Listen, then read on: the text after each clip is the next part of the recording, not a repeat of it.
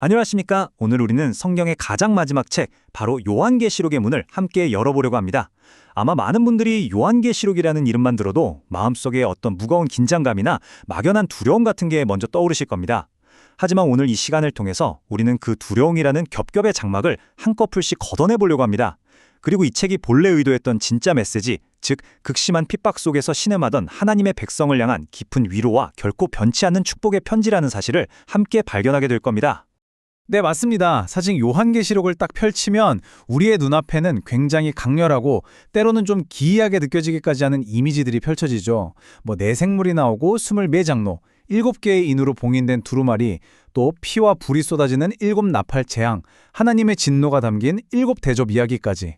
이런 상징들은 그 자체로 해석이 쉽지 않을 뿐더러 내용 또한 심판과 재앙을 다루고 있어서 우리의 마음을 무겁게 짓누릅니다. 그래서 너무나 자연스럽게 이런 질문들이 떠오르게 되죠. 아니, 이 책은 너무 무섭고 어려운 거 아닌가? 하나님은 왜 굳이 이렇게 복잡한 방식으로 말씀하실까? 혹시라도 내가 이걸 잘못 해석하거나 읽다가 오히려 내 신앙이 더 흔들리고 괜한 불안감에 사로잡히면 어떡하지? 네, 이건 정말 지극히 당연하고 솔직한 반응입니다. 그런데 말이죠. 참 놀랍게도 성경은 바로 그 요한계시록의 가장 첫머리에서 우리의 모든 예상과 두려움을 완전히 뒤엎는 아주 장엄한 선언을 합니다. 바로 요한계시록 1장 3절의 말씀입니다. 이 예언의 말씀을 읽는 자와 듣는 자와 그 가운데에 기록한 것을 지키는 자는 복이 있나니 때가 가까움이라. 바로 이 한 구절이 우리가 요한계시록을 바라보는 렌즈 그 자체를 완전히 바꿔놓습니다. 이 말씀은요, 계시록이 우리에게 공포를 심어주기 위한 책이 아니라 정반대로 하나님의 백성에게 복을 주시기 위해 기록된 책이라는 그 목적을 아주 분명하게 선언하고 있는 겁니다. 험난한 고난의 시대를 살아가는 성도들이 믿음을 잃지 않고 굳건히 서도록 격려하고 붙들어주기 위해 주신 하나님의 특별한 선물, 그것이 바로 요한계시록의 진짜 본질인 거죠. 자, 그래서 오늘 우리는 이 놀라운 약속의 말씀을 붙들고 요한계시록에 대한 우리의 관점을 새롭게 세워보는 여정을 떠나보려고 합니다. 먼저 왜 이 책이 두려움의 책으로 오해받게 되었는지, 그리고 성경에 약속하는 복의 진짜 의미는 무엇인지부터 살펴볼 거고요. 나아가서 이렇게 강렬한 심판의 메시지가 어떻게 오히려 성도에게 복이 될 수 있는지, 그리고 이 말씀이 먼 무례가 아니라 바로 지금 여기를 살아가는 우리에게 순종을 요구하는 이유도 확인해 볼 겁니다. 그리고 마지막으로는 이 두려움 없이 계시록을 읽으면서 그 안에서 우리 주 예수 그리스도를 더욱 선명하게 만나는 아주 실제적인 방법까지 함께 나눠보겠습니다. 자, 그럼 이제 본격적으로 계시록이 약속하는 그 복의 의미를 한번 풀어가 보겠습니다. 요한계시록 1장 3절을 다시 보면 굉장히 독특한 표현이 쓰였어요. 한 사람인 읽는 자, 그리고 여러 사람인 듣는 자들, 마지막으로 그 말씀을 지키는 자에게 복이 있다고 선언하거든요. 이 표현 속에 담긴 깊은 의미를 이해하려면 우리는 먼저 이 편지가 처음 쓰이고 읽혔던 그 당시 초대교회 상황 속으로 한번 들어가 볼 필요가 있습니다. 오늘날 우리에게 성경책은 너무나 당연하게 개인의 소유물이잖아요. 하지만 초대교회 시대에는 전혀 그렇지가 않았습니다. 우리는 흔히 요한계시록을 골방에 혼자 앉아서 그 비밀을 풀어내는 어떤 암호 해독서처럼 생각하는 경향이 있는데, 이건 이 책의 본래 의도와는 아주 거리가 멉니다. 요한계시록은 처음부터 개인의 지적인 호기심을 채워주기 위한 책이 아니었어요. 공동체가 함께 모여서 듣고 함께 위로받고 함께 믿음으로 시대를 이겨내도록 주어진 살아있는 예배의 말씀이었습니다. 이 슬라이드가 바로 당시의 예배 장면을 아주 생생하게 보여주는데요. 1세기 교회에는 지금 같은 인쇄술이 없었죠. 모든 성경은 양피지나 파피루스에 손으로 직접 베껴 쓴 아주 값비싼 두루마리 형태였습니다. 교회 공동체 전체가 성경 한 권을 갖기도 벅찬 시대였어요. 게다가 당시에는 글을 읽을 줄 아는 사람도 소수였습니다. 그렇기 때문에 예배 시간이 되면 글을 읽을 줄 아는 한 사람, 바로 읽는 자가 공동체 앞에 서서 두루마리를 펼치고 하나님의 말씀을 낭독했습니다. 그러면 나머지 모든 성도들, 즉 듣는 자들은 숨을 죽이고 그 선포되는 말씀에 귀를 기울였죠. 이게 당시 교회의 아주 보편적인 예배 형태였습니다. 사도 바울도 데살로니가전서 5장 27절에서 모든 형제에게 이 편지를 읽어주라고 명령했고, 디모데전서 4장 13절에서도 목회자인 디모데에게 읽는 것과 권하는 것과 가르치는 것에 전념하라고 강조했죠. 바로 이 장면을 한번 마음속에 그려보세요. 로마의 핍박 속에서 언제 발각될지 모르는 두려움 가운데 비밀리에 모인 성도들 앞에서 한 사람이 계시록의 말씀을 장엄하게 읽어 내려갈 때 지금 이 말씀을 읽는 너도 복이 있고 이 말씀을 듣고 있는 너희 모두도 복이 있다고 주님께서 친히 말씀하시는 겁니다. 따라서 계시록이 말하는 복이라는 건요, 단순히 말씀을 한번 듣고 지식적으로 동의하는 그런 수동적인 경험이 아닙니다. 이 슬라이드에서 보시는 것처럼 이건 하나의 역동적인 과정이에요. 먼저 말씀이 읽혀지고 공동체 가운데 선포됩니다. 그리고 공동체는 그 말씀을 함께 듣습니다. 그 말씀을 듣는 과정에서 세상의 가치관에 잠들어 있던 영혼이 깨어나고 하나님의 진리를 향해서 마음이 움직이기 시작하는 거죠. 그리고 그 깨어남은 반드시 삶의 순종, 즉 말씀을 지키는 것으로 이어져야 합니다. 말씀을 붙들고 그 말씀대로 살아가려고 몸부림치는 것까지요. 바로 이 전체 과정, 즉 읽고 듣고 깨어나 끝내 지켜내는 그 삶의 여정 속에서 하나님이 약속하신 진짜 복이 임하는 겁니다. 이 복은 그냥 소극적인 위안이 아니라 우리를 적극적으로 살게 하는 능력인 셈이죠. 자, 그렇다면 계시록이 약속하는 그 복의 정체는 구체적으로 뭘까요? 이 점을 우리가 분명히 해야 합니다. 여기서 말하는 복은 우리가 흔히 생각하는 세상적인 성공이나 만사형통, 물질적인 풍요와는 거리가 멉니다. 계시록은 부자가 되는 게 복이라고 말하지 않아요. 오히려 요한계시록 14장 13절에서처럼 주 안에서 죽는 자들이 복이 있도다와 같이 세상의 가치관으로는 도저히 이해하기 힘든 복을 선언합니다. 이 선언은 충격적이지만 그 의미는 분명해요. 계시록이 말하는 복이란 상황이 편안해지는 게 아니라 상황이 아무리 험난하고 고통스러워도 그 안에서 믿음이 무너지지 않고 주님을 끝까지 붙들 수 있는 영적인 견고함, 다시 말해 영적인 생존력을 의미합니다. 이건 고통의 부재가 아니라 고통 속에서의 소망의 존재입니다. 다시 말해서 계시록의 복은 편안함이 아니라 끝까지 견디게 하시는 하나님의 은혜 그 자체인 것입니다. 네, 이제 우리는 가장 핵심적인 질문에 도달했습니다. 짐승과 용, 그리고 끔찍한 재앙의 이미지로 가득한 이 책이 어떻게 성도에게 두려움이 아니라 복과 희망의 원천이 될 수 있다는 말일까요? 그 이유는 요한계시록이 우리의 관점을 근본적으로 뒤바꾸어 놓기 때문입니다. 먼저 책의 제목부터 한번 살펴보죠. 요한계시록에서 계시라는 단어는 헬라어로 아포칼립시스입니다. 이 단어의 본래 의미는 무언가를 감추거나 암호처럼 숨기는 것이 아니라 오히려 가려져 있던 베일이나 커튼을 활짝 걷어내고 그 뒤에 있는 실체를 명확하게 드러내 보여주는 것을 의미합니다. 즉 요한계시록의 목적은 우리를 혼란스럽게 하려는 게 아니라 오히려 세상의 거짓된 모습 뒤에 감추어진 영적인 실제, 진짜 현실이 무엇인지를 똑똑히 보여주는 데 있는 거죠. 이 표는 계시록이 일으키는 관점의 전환을 아주 명확하게 보여줍니다. 당시 성도들이 살던 세상, 즉 로마 제국의 현실은 어땠을까요? 거대한 제국의 힘이 모든 것을 지배하는 것처럼 보였습니다. 황제를 주님이라고 부르면서 숭배해야만 했고 그 권력에 저항하는 사람들은 핍박받고 죽임을 당했죠.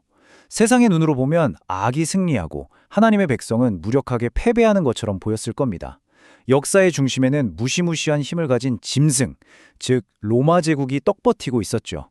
그러나 하나님은 계시록을 통해 그 커튼을 활짝 열어젖히시고 진짜 현실을 보여주십니다. 아니다, 진짜 주님은 황제가 아니라 예수 그리스도시다. 그리고 악이 잠시 날뛰는 것 같지만 사실은 십자가에서 죽임당하신 어린 양이 이미 최종적인 승리를 거두셨다. 역사의 진짜 중심은 짐승이 아니라 바로 예수 그리스도다. 이 진실을 읽고 듣는 순간 성도들의 마음의 축이 새삼에서 예수님께로 옮겨지는 겁니다. 두려움에 사로잡혔던 시선이 보좌에 앉으신 주님께로 고정되는 거죠. 바로 이 시선의 변화, 이 관점의 전환 자체가 우리에게 가장 큰 복이 되는 것입니다. 계시록은 바로 그 역사의 주인이신 예수님이 어떤 분이신지를 아주 다채롭게 증언합니다. 그분은 진리를 증언하신 신실한 증인이시고 1장 5절, 땅의 모든 권세자들 위에 계신 땅의 임금들의 머리이십니다. 1장 5절. 또 그분은 모든 것을 이기시는 왕의 권능, 바로 유다 지파의 사자이시죠. 5장 5절. 하지만 가장 중요하고 가장 역설적인 모습은 바로 이겁니다. 그분은 일찍이 죽임을 당한 것 같은 어린 양의 모습으로 서 계십니다. 5장 6절. 강력한 사자의 모습과 연약한 어린 양의 모습, 이 두 이미지가 공존하는 이유는 예수님의 승리가 세상의 방식처럼 힘과 폭력으로 얻어진 것이 아니라 십자가의 희생이라는 가장 연약한 모습을 통해 성취되었음을 보여주기 위해서입니다. 이것이 바로 복음의 핵심이죠. 이 예수님을 바라볼 때 우리는 어떤 고난 속에서도 소망을 잃지 않을 수 있습니다. 많은 사람들이 요한계시록을 그저 먼 미래에 일어날 일들을 예언하고 그 시기를 계산하는 책으로만 오해하는 경향이 있습니다. 하지만 이건 계시록의 핵심 메시지 중 하나를 놓치는 거예요. 계시록은 미래에 대한 정보를 제공하는 것을 넘어서 지금 여기를 살아가는 우리에게 아주 긴급한 순종을 요구하는 살아있는 말씀이기 때문입니다. 요한계시록 1장 3절은 때가 가까움이라고 선포합니다. 이 말을 들으면 우리는 종종 달력을 펴놓고 세계 뉴스를 보면서 마지막 때의 징조를 찾으려고 하죠. 그러나 성경에서 때가 가깝다는 표현은 단순한 시간 계산을 하라는 뜻이 아니라 영적인 긴급성을 일깨우는 강력한 부르심입니다. 이건 마치 시험 전날 학생에게 시험이 코앞이야라고 말하면서 지금 바로 책상에 앉아서 공부하라고 촉구하는 것과 같아요. 즉, 주님의 재림이 언제일지 정확한 날짜를 맞추는데 에너지를 쏟을 게 아니라 주님이 설령 오늘 당장 오시더라도 부끄럽지 않을 만큼 지금 이 순간 영적으로 깨어서 신실하게 살아가라는 준엄한 명령인 것입니다.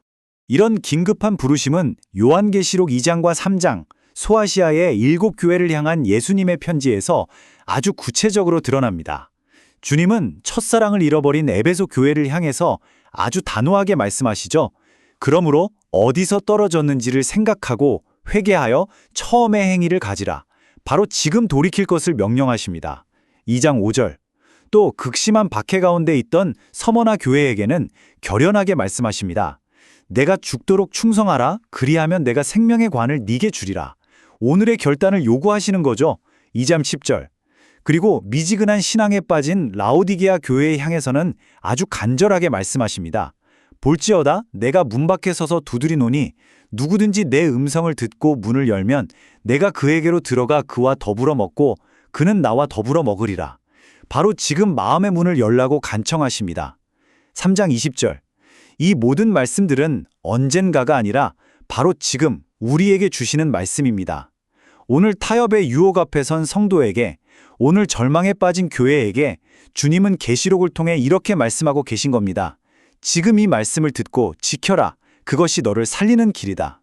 자, 이제 마지막으로 그렇다면 우리가 어떻게 이 요한계시록을 읽어야 약속된 복을 실제로 누릴 수 있을지 아주 구체적이고 실제적인 방법을 나눠보려고 합니다. 두려움의 렌즈를 벗고 은혜와 소망의 렌즈를 끼고 이 책을 마주하는 법이죠. 아주 흥미로운 사실이 하나 있습니다. 요한계시록에는 복이 있다는 선언이 총 7번 등장합니다. 성경에서 숫자 7이 완전함과 충만함을 상징하는 하나님의 숫자라는 점을 생각하면 이건 굉장히 의미심장하죠. 오늘 우리가 살펴본 1장 3절에서 시작된 이 복의 약속은 책의 가장 마지막 장인 22장 7절. 보라, 내가 속히 오리니 이 두루마리의 예언의 말씀을 지키는 자는 복이 있으리라에 이르기까지 계속해서 반복되면서 책 전체를 감싸안고 있습니다. 마치 하나님께서 이 책을 읽는 자녀들이 결코 길을 잃지 않도록 처음부터 끝까지 이 길이 바로 복으로 향하는 길이다 라는 이점표를 계속 세워두신 것과 같습니다. 이 복을 누리기 위한 구체적인 방법 4가지를 제안합니다. 첫째, 예수님을 찾으십시오. 복잡한 상징의 의미를 파헤치는 데만 너무 몰두하기보다 모든 심판과 환상의 장면 속에서 지금 이 장면에서 예수님은 어떤 모습으로 나타나실까? 그분은 무엇을 하고 계실까를 질문하며 읽어보세요. 계시록의 주인공은 짐승이 아니라 예수 그리스도이시니까요. 둘째, 하늘의 예배를 들으십시오. 계시록의 중심부에는 땅의 혼란과는 아주 대조적으로 하나님과 어린 양을 향한 하늘의 끊임없는 예배가 울려 퍼집니다. 그 예배의 소리에 귀를 기울일 때 세상의 소음은 작아지고 우리의 영혼은 평안의 닻을 내리게 될 겁니다. 셋째, 순종할 것을 찾으십시오. 지식을 쌓는 것으로 끝나는 게 아니라 오늘 내 삶에서 실천할 수 있는 작은 순종 한 가지를 찾아내는 겁니다. 그것이 회개이든 인내이든 충성이든 그 작은 순종이 바로 복의 통로가 됩니다. 마지막으로 함께 읽으십시오. 처음부터 이 책은 공동체를 위해 주어졌습니다. 혼자 끙끙 앓기보다 믿음의 지체들과 함께 읽고 나누고 기도하면서 서로를 격려할 때 우리는 이 책에 담긴 풍성한 은혜를 훨씬 더 깊이 경험하게 될 겁니다. 말씀을 맺겠습니다. 혹시 지금까지 요한계시록이라는 책 앞에서 두려움을 느끼셨다면 이제 그 관점을 바꾸시기를 바랍니다. 하나님은 우리에게 어려운 시험 문제를 던지시는 분이 아니십니다. 오히려 이 말씀을 통해 이 흔들리는 세상 속에서 너를 굳게 붙들어 주겠다고 약속의 손을 내미시는 분이십니다. 그러므로 두려움을 이기기 위해 계시록을 읽지 마십시오. 대신 성경의 그 어떤 책보다도 영광스럽고 존귀하신 우리 주 예수 그리스도를 더 크고 더 선명하게 보기 위한 목적으로 이 책을 펼치십시오. 불안을 없애기 위해서가 아니라 불안 속에서도 흔들리지 않는 믿음의 닻을 내리기 위해 그 말씀을 들으십시오. 그러면 요한계시록이 약속한 그 참된 복이 어느새 당신의 삶 속에 조용히 그러나 아주 견고하게 뿌리 내리고 있음을 발견하게 될 것입니다.